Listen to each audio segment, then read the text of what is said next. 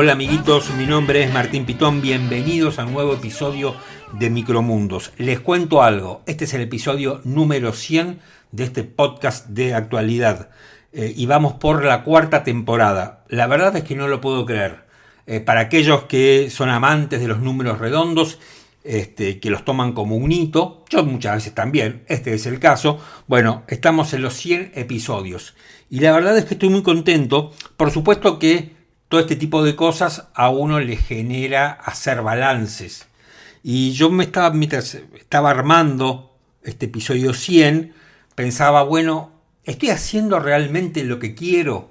Bueno, en parte sí, en gran parte sí. Al principio, si escuchan los primeros episodios de Micromundos, hubo como una suerte de búsqueda hasta que encontré una personalidad, un perfil, una estructura que sea propia de este podcast y que no tuviera demasiado que ver con los programas de radio que durante tanto un tiempo hice. Me parece que de a poquito Micromundos fue creciendo y Micromundos es justamente eso, es Micromundos. El nombre creo que lo dice todo.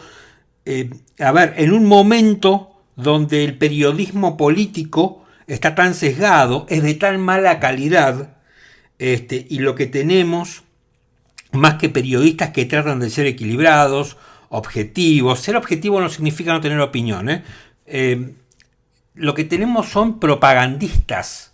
No tenemos señores periodistas que yo no diría que son periodistas en el sentido clásico del término, sino que utilizan medios periodísticos, herramientas, no desde micrófonos, cámaras, computadoras, hasta técnicas periodísticas, pero que en definitiva lo que terminan haciendo son propagandistas de las facciones a las que representan.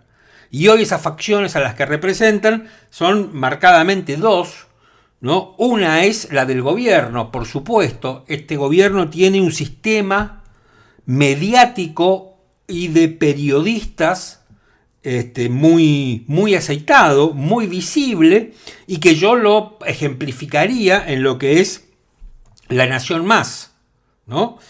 Que no tiene demasiado que ver con el diario, esto también hay que decirlo, pero en términos generales podríamos decir eso. Y después tenemos lo que representaría el kirchnerismo, donde está, por supuesto, allí puesto el significado por C5N y si se quiere por Radio 10.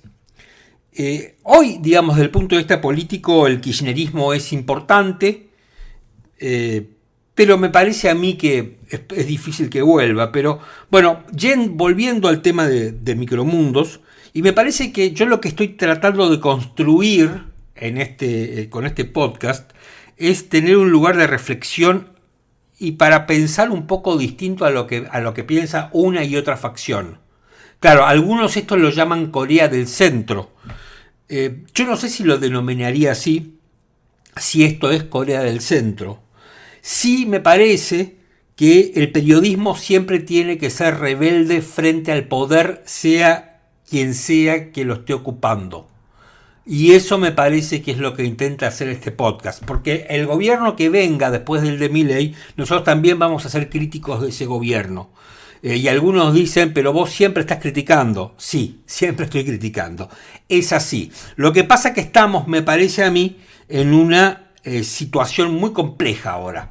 Estamos en un borde muy complicado, ¿no? Estamos en un extremo muy complejo porque todo está en tensión en Argentina. El sistema democrático está en tensión, el sistema político está en tensión, el sistema comunicacional, los periodistas, las empresas, todo está en tensión, en una tensión tremenda donde tenemos la moneda en el aire. Digamos, y vamos a ver cómo cae esa moneda. Así que, yo quiero agradecerles a todos los que nos han seguido durante los 100 episodios. Les quiero agradecer a aquellos que tal vez no les haya gustado tanto, pero que igualmente apuestan a nosotros. Yo la verdad es que más allá que tengamos distintas opiniones, lo que quiero que sepan es que esto lo hago yo con muchísima primero, muy a pulmón, y segundo, con muchísima honestidad intelectual. Digo, tengo mucha honestidad intelectual para hacer este podcast, porque me parece, lo más importante que alguien que le gusta la política, que le gustan los medios, que le gusta la comunicación, puede tener. Es el tesoro más importante. Así que, bueno, yo les quiero agradecer a todos los que nos siguen, a todos los que escuchan Micromundos. Gracias de verdad por acompañarme durante 100 episodios. Y ahora, las voces de la semana. En estas reuniones uno lo que pasa cuando Milei presenta su ideología es tan novedoso, y que cuando llega el momento para invertir de Google y le presenten a Sundar un plan, le dicen, mira, ¿cuánta guita metemos en Colombia? ¿Cuánto en Brasil? ¿Cuánto en Argentina? ¿Cuánto? Después de esta reunión van a poner más en Argentina. Digamos, es como las reuniones estas elevan al CEO el tema de que Argentina está siendo mejor gestionada, y yo creo que va a servir para conseguir más empleos para los argentinos y que además ganen más plata, que es lo que uno quiere, y después que haya un efecto multiplicador para que el que gana más gaste y el otro también reciba, y es ayudar a la economía. En particular, ella no tenía, aparentemente por lo que me informó la ministra ayer, la información que le habían brindado sobre esta alimentos de depósitos, no incluyeron que algunos de ellos tenían vencimiento, como el caso de leche en polvo, ¿no? Entonces, cuando se enteró que había leche en polvo con vencimiento en el mes de julio, ordenó su inmediata distribución y tomó una medida con respecto al funcionario a cargo que originó finalmente su renuncia, ¿no? Al final, claramente la ministra Petovelo no solo que no está en discusión para el presidente, sino que además el presidente no deja de, casi te diría a diario, desde el 10 de diciembre, ponerla en valor. Para nosotros la ministra Petovelo es una número uno, y lo está dando todo en un ministerio tan complicado y con tantas cosas que no nos han gustado de lo que ha pasado en los últimos años en lo que respecta, y lo que venimos hablando, ¿no? De cuestiones de asistencia social y de toda una cuestión de, bueno, acá hemos hablado de comedores, de planes sociales, cuestiones que no funcionaban o que estaban, digamos, con cierta falta de transparencia, que la ministra Petovelo está llevando un trabajo increíble para que efectivamente todo lo que tenga que llegar en materia de ayuda llegue a quien le tiene que llegar, y que no haya en el medio nadie que se apropie de lo que no es suyo. Creo que lo tendría que repartir, no cuando está vencida, no cuando está lleno de bichos, que piense en la gente que no tiene para comer. Y hay muchos chicos aquí en Añatuya, chicos con bajo peso, desnutridos, mujeres embarazadas con muchos problemas de desnutrición. Pero ¿ustedes se creen que la gente es tan idiota que no va a poder decidir? Va a llegar un momento que se va a morir de hambre, con lo cual, digamos, se va a decidir de alguna manera para no morirse. Es decir, entonces no necesito que alguien intervenga para resolverme la externalidad de consumo, porque a la postre alguien lo va a resolver.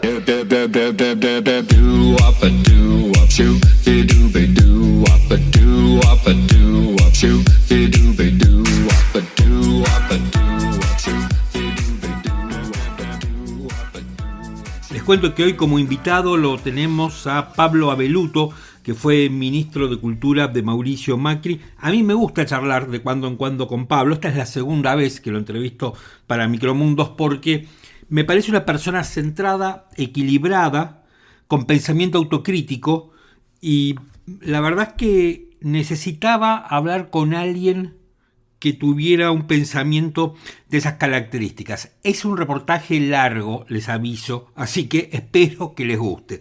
Bien, vamos con las voces de la semana y con este pequeño comentario editorial en este episodio número 100. Primero escuchábamos a Martín Barsaski.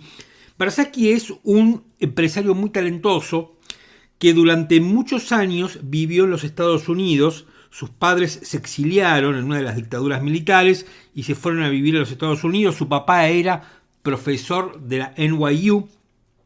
Barsaski creció allá y ahora entiendo que vive en Madrid. Yo lo entrevisté hace muchos años cuando él vivía en New York y tenía una empresa que se llamaba Viatel. Un tipo impresionante.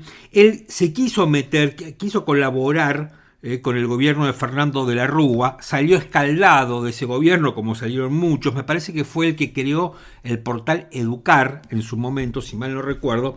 Un tipo bárbaro que ahora está colaborando con, me parece a mí, con el gobierno de Javier Milei. De hecho, lo acompaña en la gira de Milei por los Estados Unidos. Y ahí, explica un poco Barsaschi sobre las reuniones que ha tenido Milei con los popes de la industria tecnológica. A mí me parece muy bien que Milei haga esto. La verdad es que me parece espectacular. ¿Alcanza con esto?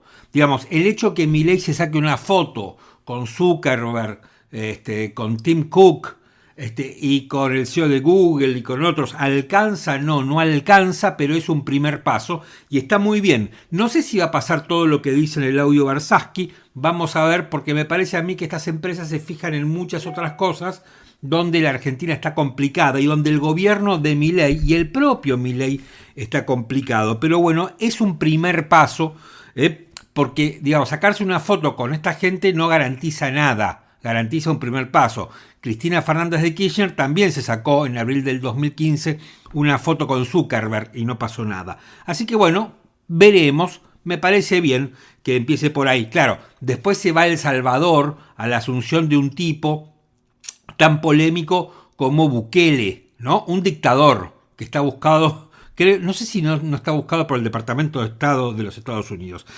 Bueno, después lo escuchábamos a Guillermo Francos hablar acerca del despido de Pablo de la Torre.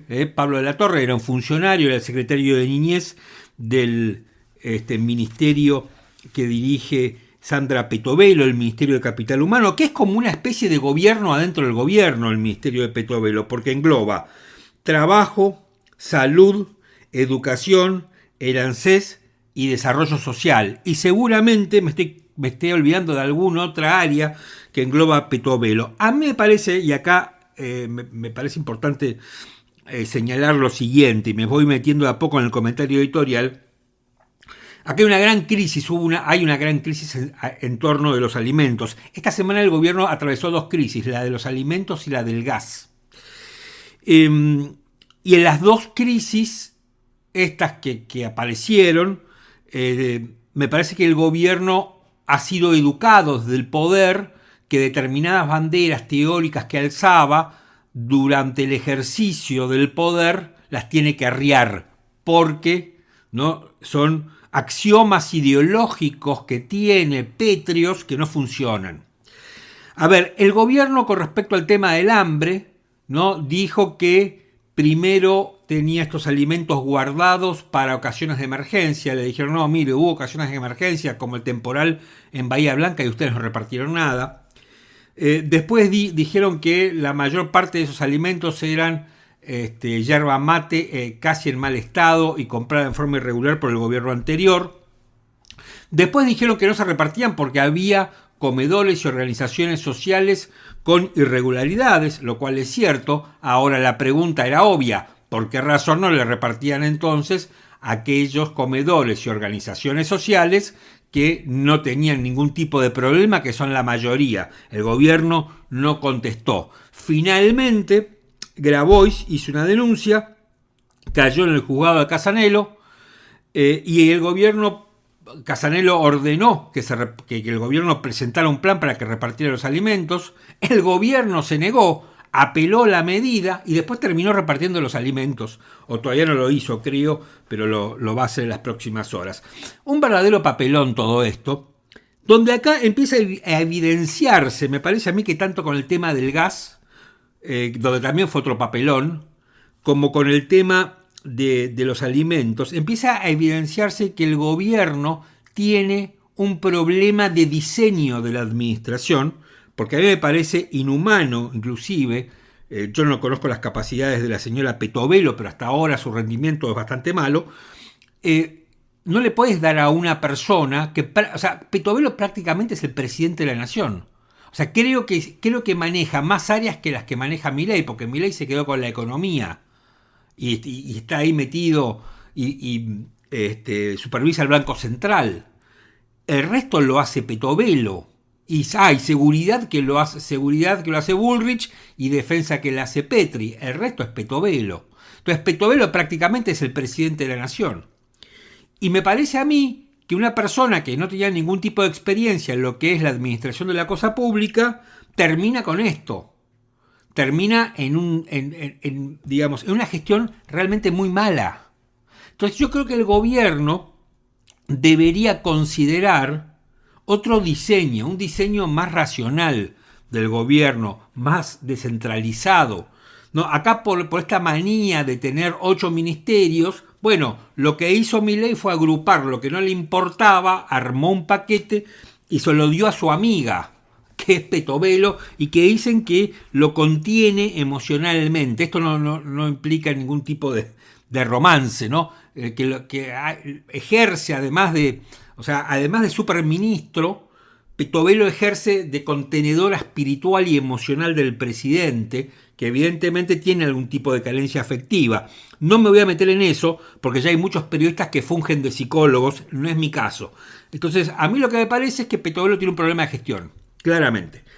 Me parece que el tema de los alimentos es un papelón. Pero me parece a mí que esto no es casual tampoco. Y que no es únicamente producto de la mala gestión de este gobierno y de su mal diseño de la administración, que acá no interviene la herencia. Esto no es un tema de la herencia y que el gobierno solamente tenga 6 meses en el poder. No. Esto es responsabilidad del gobierno, ¿sí? Ahora, yo creo que esto también está vinculado con una cuestión ideológica del gobierno, ¿no? Por eso escuchábamos a Milei al final de las voces de la semana haciendo ese papelón que hizo en la Universidad de Stanford. A mí Milei me da un poco de vergüenza por momentos, ¿no? Porque yo digo, ¿qué pensará la gente? O sea, ¿qué pensará Condoleezza Rice, que fue quien lo presentó a Milei, ¿no? ¿Qué pensará esta mujer sobre lo que está diciendo este hombre? Lo que dice Milei es lo que Milei realmente piensa. Él piensa que si la gente tiene que morirse de hambre, bueno, o tal vez elija morirse de hambre, como se lo dijo en un debate a Juan Grabois en Perfil, puede elegir morir de hambre, o cuando esté a punto de morir de hambre, va a reaccionar y va a hacer algo para evitar la muerte por inanición. Y por lo general yo me imagino, y cualquier persona con 2 dedos de frente se va a imaginar que esa reacción de aquella persona que está a punto de morir de hambre no va a ser una reacción civilizada, peticionando en algún lado, sino que probablemente salga de caño, si es que todavía le quedan energías producto de la no ingesta de alimentos, ¿no? Para poder empuñar un arma.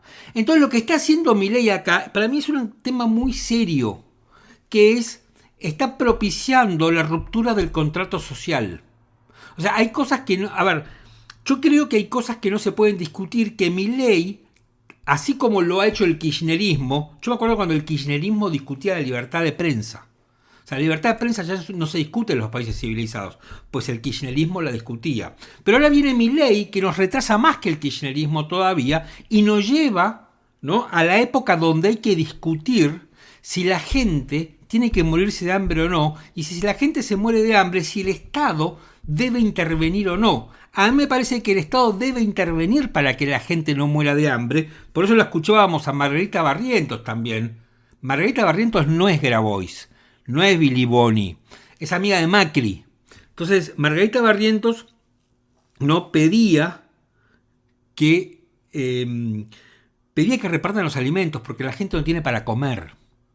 Y mucha gente no tiene para comer como consecuencia de las medidas que ha tomado y que está tomando este gobierno. Eso también hay que decirlo. Ahora, Milei, ¿qué entiende eso? Que el Estado no debe intervenir para evitar que la gente muera de hambre.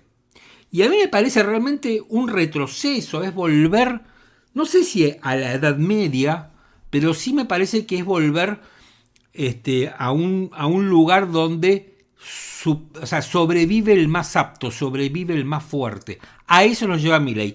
Ese esquema que tiene Milei en la cabeza es la destrucción de lo que se llama el contractualismo.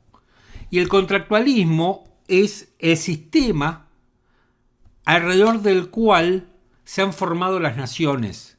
¿Y cuál es ese contrato alrededor del cual se han formado las naciones? Las constituciones. Las constituciones establecen un piso que teóricamente no se puede perforar. Esto lo han entendido muy bien los norteamericanos, a los que Milei les va a explicar lo que es el capitalismo, y a lo que insólitamente Milei a los norteamericanos le va a explicar las bondades de los monopolios. Cuando los norteamericanos, o sea, la justicia de los Estados Unidos tiene una larga tradición de lucha contra los monopolios. Es una larga tradición. Han desarmado la Bell, han desarmado la Standard Oil. Bueno, Milei les va a explicar a los americanos que eso estaba mal. A mí me da vergüenza Milei, en serio. Digo, más allá con el mayor de los respetos, porque es el presidente de la nación. También escuchábamos a Adorni, ¿no?, defendiendo o explicando que el presidente defiende fuertemente y apoya fuertemente a Petovelo, ¿no? Y me parece a mí que yo creo que el presidente se equivoca con Petovelo, pero también se equivoca en el diseño de su gobierno. Por eso hablaba yo de los problemas de diseño y de gestión que tiene esta administración. Y me quiero referir un segundo al ascenso como jefe de gabinete de Guillermo Francos, porque acá se cae otra bandera, ¿no?, de la Libertad Avanza o de los libertarios. Guillermo Francos es un exponente casi perfecto, junto con Daniel Scioli, diría yo, de la casta, ¿no? Y no lo digo esto en forma peyorativa, sino casi lo digo como un elogio. Guillermo Francos es un tipo muy serio, es un tipo de diálogo, es un muy buen operador político, es un tipo calmado y que es, digamos, en este caso Milei ha tomado una correctísima decisión en ubicarlo como reemplazante de Nicolás Posse. Yo creo que Nicolás Posse no era la persona para ese cargo, para ocupar ese cargo. Por su propia personalidad, es una persona taciturna, es una persona un poco extraña, es una persona que no le gusta hablar, y el cargo de jefe de gabinete conlleva una gran exposición y mucho diálogo, y Posse no tiene ese perfil. Más allá de la polémica que hay, porque hay algunos que dicen que Posse espiaba a los miembros del gabinete, entre ellos a Petovelo, que es intocable, junto con Karina, y que incluso, ¿no?, la espió a Karina. Hay otros que dicen que en rigor de verdad Posse no quería espiar a nadie utilizando a la AFI. Bueno, lo cierto es que Posse se fue, y está bien que se haya ido Posse, porque además tenía muchos problemas de gestión, porque chocaba por todas partes. Entonces está bien. Ahora, yo lo que le diría al presidente, con el mayor de los respetos, es que lo preserve a Francos, porque si se le va a Francos va a tener un problema, y que sea con Francos lo que no fue con Posse, porque yo entiendo que puede haber un funcionario, en este caso alguien que él calificaba como de sus amigos más íntimos, y lo han destrozado en los medios.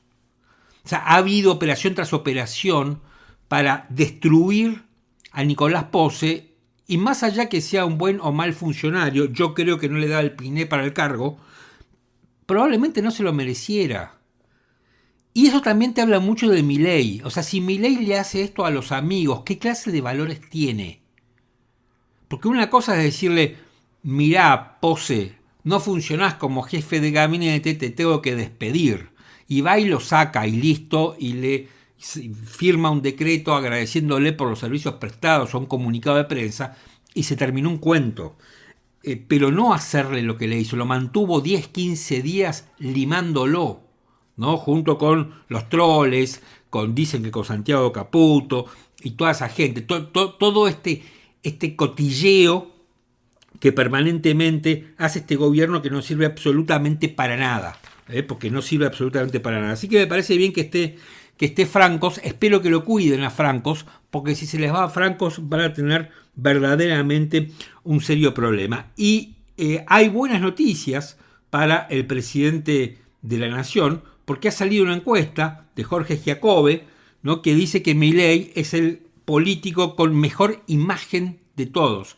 Tiene 58,7% de imagen positiva y solo un 35,6% de imagen negativa. La segunda es Victoria Villarroel, que muchos mileístas creen que está preparando un golpe de Estado, con 55,2% de imagen positiva y 32,7% de imagen negativa, poco menos que la que tiene Milei. En tercer lugar viene el inefable Manuel Adorni, 56,2% de imagen positiva y 35,5% de negativa, ¿no? Patricia Bullrich tiene el 55% de imagen positiva, Luis Caputo con el 51%, Axel Kicillof tiene el 66,3% de imagen negativa, Cristina Fernández de Kirchner el 67,6% de negativa, Sergio Massa el 69% y el peor de todos, 74,6% de imagen negativa, la tiene Máximo Kirchner, ¿no? Cuando le preguntaron ¿qué emoción te produce la situación actual de la Argentina? Bueno, hay tres palabras que sobresalen, menos esa nube de palabras que usan los secuestradores ahora. Bueno, y la Argentina, que estamos en una contradicción permanente, la principal palabra que aparece es esperanza, tristeza en segundo lugar y bronca en tercero. Yo, perdónenme, con respecto a la esperanza no estoy en el bando de esos, estoy más en la tristeza y la bronca, pero ese soy yo, que soy un tipo malnacido. La sensación económica, el 57,3% creen que lo peor ya pasó, el 42% cree que lo peor está por venir. Fíjense, es muy impresionante como Milei no sigue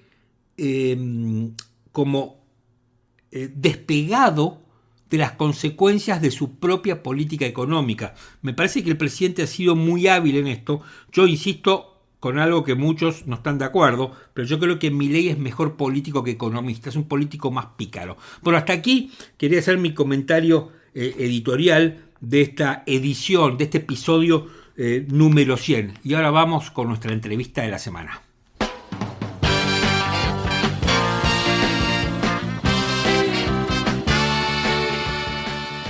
Y esta semana nuestro invitado es Pablo Abeluto. Con él ya hablamos una vez hace un tiempo y justamente me interesaba volver a charlar con Pablo, que como ustedes saben fue ministro de Cultura del gobierno de Mauricio Macri, para ver, bueno, un poco lo que habíamos hablado hace unos meses y cómo está la situación ahora. Hola Pablo, ¿cómo estás?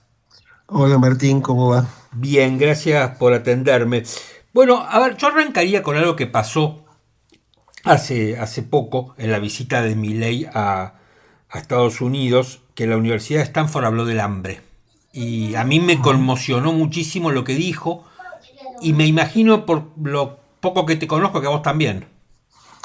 Sí, me conmocionó, pero no me sorprendió, porque creo que ese es el pensamiento más real y más crudo del propio presidente. Es decir, él no está sobreactuando, le está diciendo exactamente lo que piensa, y creo que ese es si uno quiere, el principal de los problemas. Digo, en su sinceridad brutal demuestra que estamos ante un gobierno que expresa la insensibilidad a niveles que hasta ahora desconocíamos. A ver, me da la impresión que hasta Milei, digamos, más o menos con nuestras diferencias, todos teníamos como un piso ideológico, donde había límites que no se traspasaban, no sé, la tortura, los derechos, la defensa de los derechos humanos, más allá que después uno pudiera discutir cómo se hacían esas cosas. El hambre Exacto. hasta no se discutía, y ahora da la impresión que todo eso está puesto en tela de juicio. Sí, y eso es también otra señal de la oscuridad de estos tiempos, porque son valores en los cuales, digamos que forman parte del acuerdo democrático que nosotros venimos sosteniendo desde 1984. Uh-huh. Democracia, pluralismo, derechos humanos, respeto por la opinión de los demás, diversidad. Sí, es como si se hubiera dañado en este último tramo de nuestra democracia, se hubiera dañado como que ya venía golpeado, nuestro principio de convivencia, nuestra idea de aceptar que vivimos con otras personas que no piensan como nosotros, que no siempre tienen nuestras mismas ideas, pero que forman parte de nuestra misma comunidad, de nuestra misma sociedad. Y eso, sin dudas, ha sido, realmente ha tenido un efecto muy destructivo, muy negativo. Yo a veces pienso, cuando lo escucho al presidente agredir uh-huh. a personas que disienten con él, y el modo en el que lo hace, me imagino qué pasaba cuando yo era chico si yo hablaba así de otra persona. Y probablemente mis padres me hubieran retado. Sí, claro. E incluso si mis hijos hablaran así de otras personas, insultándolas, hablando despectivamente, burlándose de sus ideas, de sus cuerpos, de sus nombres. A mí todo eso realmente me repugna, me parece que es un tipo de convivencia, es la destrucción de la convivencia. Ahora, ¿no falta una autocrítica al mismo tiempo? Porque, no llegamos acá por casualidad, o tal vez Milei llegó por casualidad, pero no, o parte de lo que expresa, pero la gente lo apoya. Bueno, a ver, por supuesto que ni Milei inventó el populismo, ni Milei inventó el autoritarismo, ni Milei inventó el desprecio por el otro, que en la Argentina son todos conceptos que tienen una larga historia, uh-huh. y muchos ejemplos de diverso signo político o ideológico. Es decir, ese proceso nos acompaña, te diría casi que es una tradición argentina. Por el otro lado, no tengo dudas que mucha de la gente que votó a Milei, tal vez la mayoría de quienes lo hicieron, no lo hicieron porque se despertaron en una mañana descubriéndose anarcocapitalistas o libertarios, sino que, como vos bien decías, lo hicieron a partir del enojo acumulado de muchos años en los cuales la democracia y la clase política dejó de cumplir con su misión de representar, y se convirtió efectivamente en una casta, o por lo menos en una élite que no estuvo a la altura de la representación que se le había otorgado. Y en ese sentido comprendo el enojo, comprendo el fastidio, comprendo la reacción violenta que implicó darle el poder a Milei. Y creo sin dudas que si hoy, que en este presente hay una enorme responsabilidad de muchos gobiernos, de muchos sectores políticos, por no haber podido resolver los problemas de la Argentina, pero más que por no haberlos resuelto, por no haber honrado sus compromisos de representación. Yo creo que de las pocas ideas de Milei, uh-huh. La idea de la casta, la idea de que hay privilegios, más allá de que su gobierno después en los hechos sostenga muchos de esos privilegios, sí, que había cuestionado, incorporando a muchos personajes que uno podría asociar fácilmente con esa idea de casta, pero la noción de que el sistema político estaba muy lejos de las necesidades de muchísimas personas, creo que es algo legítimo y creo que es algo en lo cual toda la política debería estar reflexionando todos los días. Ahora, un poco la expresión muy reduccionista, pero yo veía el otro día las fotos del casamiento de Jessica Sirio. Y del otro lado tenés a Milei hablando de la casta y hablando que A ver, a mí me impresiona mucho que estemos discutiendo, que haya un debate sobre si el Estado le tiene que dar de comer a la gente que se muere de hambre.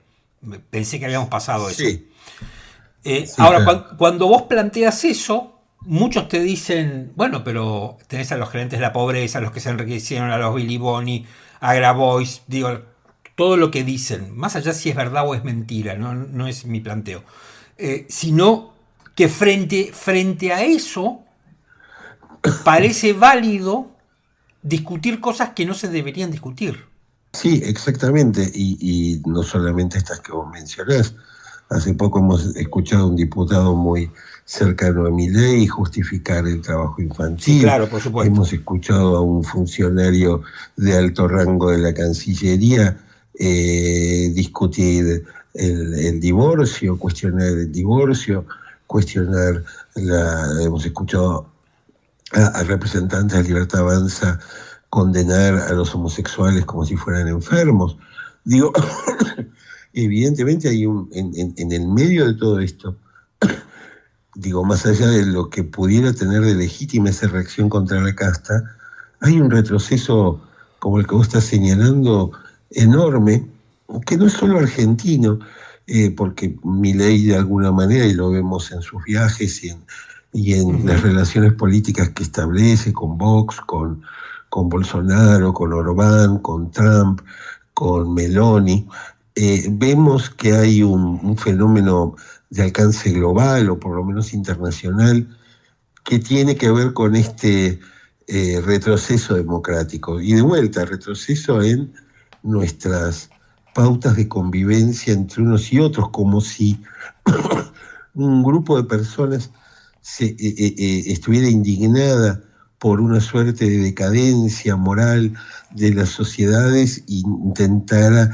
restablecer patrones de conducta culturales que ya habían quedado atrás, digo, como los prejuicios sobre las mujeres, los prejuicios, sí, claro, sobre los gays y muchos otros, ¿no? Creo que en ese sentido Milei expresa un retroceso, no porque, digo, porque intenta imponer una visión de la sociedad que va a contramano de la época, claramente.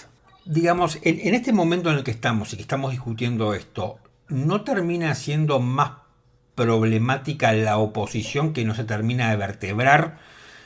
Y con eso te abro la puerta incluso para hablar del PRO, ¿no? Y lo que ha pasado, que el propio oficialismo, porque en definitiva Milei está intentando llevar adelante su proyecto, o sea, cultural, que me parece mucho más grave que el económico, y económico. Y la oposición es como que casi, o sea, la oposición es como víctima de un bullying. Sí, la oposición es como todo nuestro sistema político. Está astillado, es como un vidrio, un cristal el cual Milei representa una piedra, ¿no? Uno puede ver que hay conflictos dentro del peronismo, dentro del kirchnerismo, dentro del radicalismo, dentro del PRO, por supuesto, como si todavía no fueran capaces de reaccionar frente a la embestida discursiva y política de Milei, digo, y en ese sentido eso también ha desequilibrado enormemente nuestro sistema democrático. Yo creo que la crisis de los partidos políticos también vino para quedarse, y creo que el lugar desde el cual, respondiendo también a la cuestión del PRO, que es la que más de cerca me ha impactado de algún modo, creo que la transformación que se va a dar y va a construir lo que podríamos llamar el post-mileísmo, porque también lo que sabemos, nota al pie, es que todo termina un día.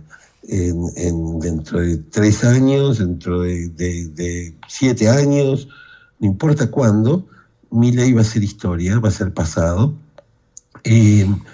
Y la responsabilidad, creo que, de la política va a tener que ver con interpretar estas transformaciones sociales que se están dando por debajo. Yo las veo muy claras, y te diría que es lo único que hoy me da algo de esperanza, que es la idea lo veo en mí mismo, la posibilidad de retomar conversaciones que estaban interrumpidas con personas que piensan diferente. Vos hiciste alusión a Trump, a Bolsonaro, incluso a Vox. Nosotros no estamos más complicados porque, independientemente si Trump va a ser otra vez o no, o termina preso presidente de los Estados Unidos, pero, por ejemplo, Estados Unidos tuvo una salida a Trump que fue Biden, y Bolsonaro, Sí. y Brasil tuvo una salida de Bolsonaro que fue Lula. Sí. Nosotros no tenemos salida, o sea, a menos que, no sé, termine. Hoy es Villarroel la salida, no sé cómo decirlo. No, yo creo que, a ver, precisamente porque la crisis de representación es muy grande, entonces a mí me cuesta hoy imaginar formatos políticos partidarios como los que conocimos después de Menem con la Alianza o después de Cristina con Cambiemos. Creo que esto va a ser mucho más de abajo hacia arriba.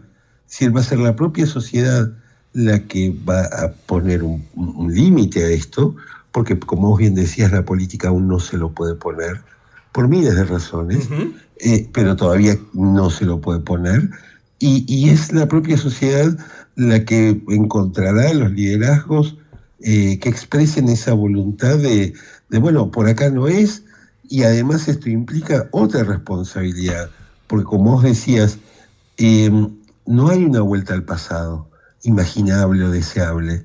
Nadie quiere volver al 2023. Nadie quiere volver. O sea, la solución de nuestros problemas no está atrás, está adelante. A diferencia de lo que vos decías del caso de Brasil o de Estados Unidos, la respuesta no puede estar en el pasado. Y eso, en ese sentido, las crisis de liderazgo de todos los partidos políticos en la Argentina juegan a favor. Porque no es que yo no estoy de acuerdo con Milei, pero tampoco estoy de acuerdo con volver a los años del kirchnerismo. Bueno, volver a los años de Macri. A vos creo que es algo nuevo lo que hay que construir. Disculpe, a vos te debe pasar algo que me pasa a mí a menudo, que cuando hablas con mucha gente y uno critica al gobierno y critica, a mí me importa más mucho el tema de lo que se dice, esta batalla cultural y lo que hablábamos hace un segundo, más allá de la economía. La economía también, porque el proyecto económico es modelizar a la Argentina de otro lugar, pero que te dicen, bueno, y entonces el kirchnerismo lo hubiera hecho mejor, entonces pretendés volver a eso. Y la gente no se da cuenta que eso, uno, digamos, porque critica a Milei no significa que avale lo que pasó. No, claro, hay muchos más colores en la paleta que dos. Digo, hay una, no es que si no estoy con Milei estoy con el kirchnerismo, o estoy con Massa, o estoy con este o con el otro. Digo, no estoy con Milei por Milei, y lo que quiero no tiene que ver con nada, no tiene mucho que ver con lo que ya hemos vivido, cuyos resultados conocemos, y además creo que lo que hemos vivido ya es pasado. Es un debate rico, legítimo, pero para historiadores, para periodistas, pero no tan válido para la construcción de un futuro.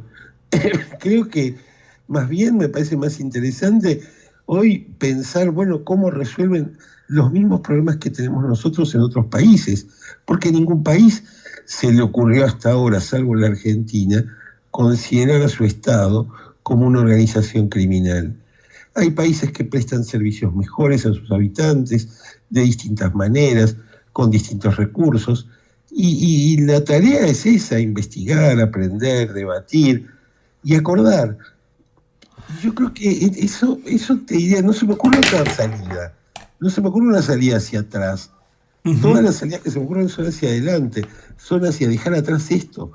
En este experimento que se está llevando a cabo, que como vos bien decís, tiene básicamente dos grandes patas, la económica y la cultural, la cruzada cultural y la cruzada económica libertaria, que ninguna es nueva en la Argentina, por el otro lado. Digo, por eso a mí cuando veo esta ilusión a veces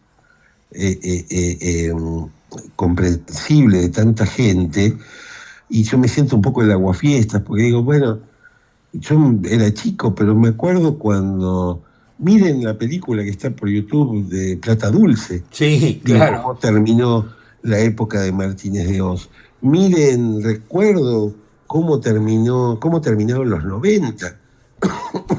Recuerdo cómo impactó sobre nuestro propio gobierno en 2018 la devaluación y el final de nuestros sueños de reformas durante la presidencia de Mauricio Macri. Es decir, el proceso de ilusión y desencanto, a propósito del libro de Herchunov, que no es una novedad en la Argentina, digo. Entonces, me encantaría creer, me encantaría sentir que esta vez sí, todo va a cambiar y nos espera un paraíso después de este calvario. Pero la verdad es que no tengo motivos para creer eso. No. Y no sería honesto intelectualmente si lo dijera. ¿Entendés? Digo, lo siento, a veces me da hasta culpa porque yo veo a mucha gente padeciendo mucho y al mismo tiempo muy entusiasmada y muy ilusionada con el destino del gobierno, pero, perdón la tos, No, está bien. pero no puedo mentirme a mí mismo, porque yo viví otros ciclos de ilusiones, otros momentos de dólar barato, otros momentos en que creíamos que teníamos un peso fuerte, otros momentos en los cuales soñamos con inversiones que no llegaron o que llegaron y terminaron teniendo un efecto devastador sobre otros sectores de la economía. Vi gente perder sus empleos y vi crecer los barrios populares de la periferia de las grandes ciudades en los 90. Lo vi, no me lo contaron, ¿entendés? Uh-huh.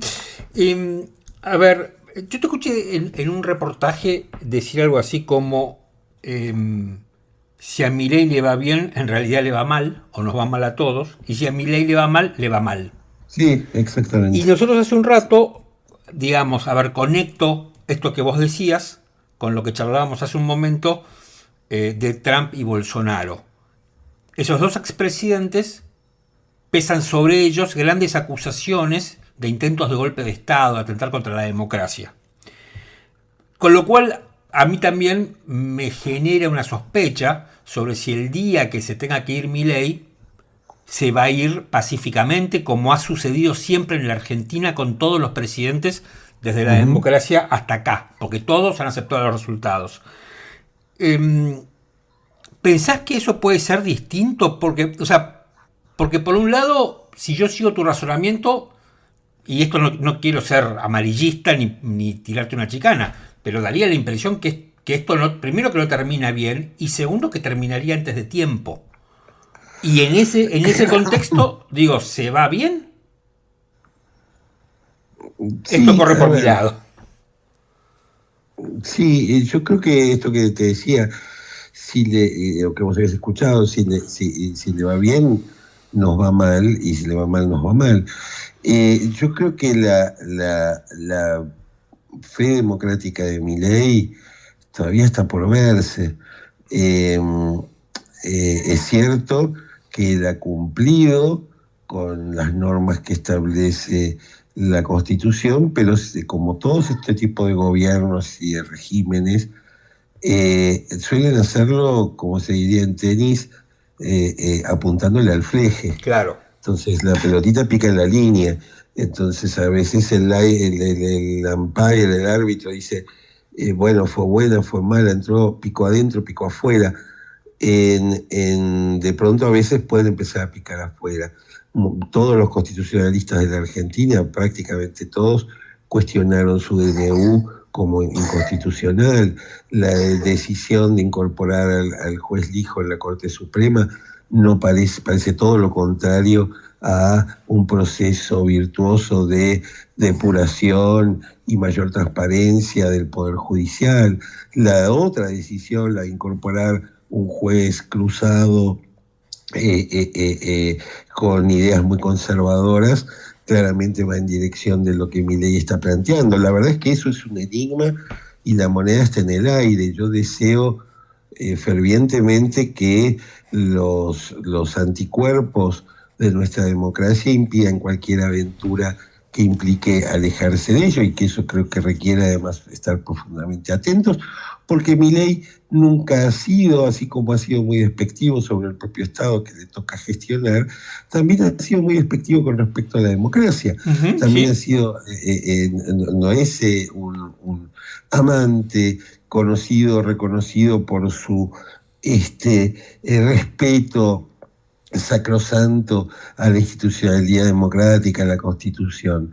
Él es un cruzado, él es un profeta, él está liderando una revolución, y las revoluciones no se llevan bien con las constituciones. No, por supuesto. No solo las de derecha, las de izquierda, le pasó a Salvador Allende en Chile, y le pasó a Bolsonaro en Brasil.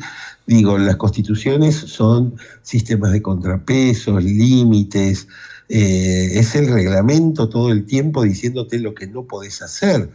En los que fuimos funcionarios lo hemos vivido, digo, es decir, vos, a diferencia de lo que podrías hacer en el sector privado, como es lógico, porque se trata de dinero público, en el recursos públicos, en el Estado, tenés muchísimas restricciones, las cuales son lógicas y sensatas, pero que tenés que cumplirlas.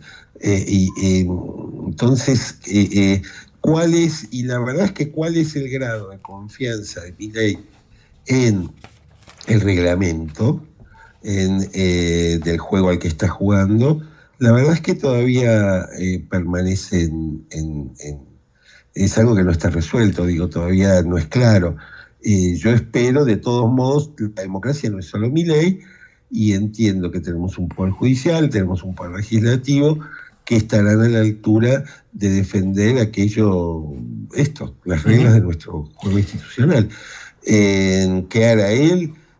No estoy convencido ni que sea el mayor de los demócratas, también debo ser justo, no estoy convencido de que no los respete. Digo, como te decía antes, juega al fleje. Tal cual. Juega a que la pelotita pique en la línea, y bueno, es un juego de alto riesgo, como suelen hacer todos los populismos en todos los momentos y en todos los lugares. Te hago la última. ¿Qué extrañás al PRO? ¿El PRO terminó, se acabó, se murió? Macri es una especie de presidente del PRO testimonial. ¿Qué pensás del PRO? Y yo creo que el PRO sí se terminó, por lo menos se terminó el PRO al que yo me sumé hace más de 12, 13 años. Se extinguió. Es como esos viejos amores, ¿no? Que uno mira hacia atrás y dice, bueno, fue lindo mientras duró, pero hoy ya no existe, claramente. ¿Dónde termina el PRO? ¿Dónde empieza la Libertad Avanza? ¿Cuál es la pelea entre Macri y Patricia Bullrich? Si ambos están de acuerdo con este gobierno y ambos apoyan sus leyes y sus ideas principales. Digo, el sueño de construir una alternativa democrática, moderna, liberal, no populista, al que yo abracé, claramente hoy no está siendo encarnado por el PRO. Hoy, ya desde hace bastante tiempo. Creo que el acto final fueron 2 noches, la noche en la que Patricia quedó fuera de la segunda vuelta, cuando Macri anunció que de algún modo Milei era parte de nuestra familia, y 2 noches más tarde, en la casa de Mauricio, cuando los hermanos Milei, junto a Patricia y él, el anfitrión, acordaron un apoyo incondicional. Yo recuerdo que en aquellos días amigos que entendían que había que votar a Milei decían, igual, quédate tranquilo porque después en el Congreso el PRO le va a poner los límites. Sí, me acuerdo de eso. Me acuerdo de eso. Un solo límite, ni una coma, dijo a los proyectos de Milei. Entonces, por supuesto lo vivo con mucha tristeza. Me provoca una enorme tristeza ver las grandes sobreactuaciones de muchos dirigentes que parecen más mileístas que el propio Milei. Me genera dolor ver a personas cuyas ideas yo conocía o pretendía conocer, que estaban en las antípodas de lo que plantea Milei y hoy lo apoyan. Y por supuesto, como en todos los partidos políticos, hay pícaros, oportunistas, chantas, que tratan de permanecer a cualquier precio, y si es con Milei lo hacen con Milei, y si es con otro lo harán con otro. Pero en cualquier caso, se trata de un sueño que se terminó, y que lo mejor que uno puede hacer, al igual que en los viejos amores, es, bueno, tener un periodo de duelo, soltar y emprender nuevas aventuras, nuevas historias y seguir para adelante. Digo, lo que está claro es que hoy, incluso a mí me causa mucha gracia cuando escucho hablar que no, que ahora vamos a volver a recuperar la identidad. Si se toma, y es muy notable porque normalmente no se especifica cuál es esa identidad, porque si esa identidad se especificara y está escrita en los documentos del partido, se encontrarían con que lo que fue el PRO estaría dentro de los anatemas de Milei, del comunismo, del colectivismo y del socialismo, porque el PRO planteaba el rol del Estado, la importancia del rol del Estado para asegurar la igualdad de oportunidades, el respeto por los derechos humanos, el respeto por la diversidad, por la democracia, todas cosas que yo sé que a Milei le dan urticaria. Entonces, claramente, bueno, aquello ocurrió en otro tiempo, en otro espacio. Hay que seguir adelante. Y hoy ya es pasado. No hay otra manera de verlo. Por lo menos desde mi punto de vista, digo, para las ideas de Milei, con la libertad avanza, alcanza y sobra, y las diferencias, y además el destrato que ha tenido el gobierno de Milei hacia el PRO y sus figuras ha sido enorme, digo, con lo cual yo creo que lo mejor es... O sea, Macri terminó siendo un gran perdedor a la postre, ¿no? Porque a mí me da la impresión que él quiso coparle el gobierno a Milei. Me parece que Milei termina siendo un político más pícaro y más vivo que lo que es como economista, es que lo que estamos viendo es demasiado rústico. Yo creo que hubo un exceso de paternalismo, ¿no? En esa idea de yo voy a poder cuidar, de cómo intentar cuidar a Milei de sí mismo, y Milei claramente, si algo no quiere, es protegerse de sí mismo. Digo, con lo cual todos los funcionarios o exfuncionarios del gobierno de Macri que fueron al gobierno de Milei lo hicieron por decisión propia, no en nombre de ningún acuerdo partidario. Y claramente el error de haber apoyado a Patricia Bullrich en la interna contra Larreta, bueno, hoy se están pagando sus consecuencias. Digo, que es, a ver, Patricia Bullrich encarnaba aquellos valores que yo mencionaba, cuando en realidad el proyecto de Patricia Bullrich era un proyecto personal ligado a la construcción de un partido, un polo de derecha o de extrema derecha, que es finalmente lo que ocurrió. Y en ese sentido, por lo tanto, el apoyo de Macri no solamente nos sirvió para mantener unidos a Juntos por el Cambio, no sirvió para ganar las elecciones o para ser competitivos en las elecciones, porque el resultado de Patricia Bullrich fue el peor resultado de todas las elecciones en las cuales participó el PRO a lo largo de su historia. No hubo una autocrítica sobre lo que se realizó, no hubo una reflexión sobre lo que había que cambiar, y bueno, y hoy queda la nada. Y bueno, si hay un lugar desde el cual no se puede hacer política, es desde la irrelevancia. Pablo, muchísimas gracias por este rato. Te mando un abrazo y que te mejores. Bueno, muchas gracias y perdón por las toses. No, está bien, no hay problema. A lo largo de la conversación. Chao, abrazo. Un abrazo grande y a tus órdenes como siempre. Gracias, Martín.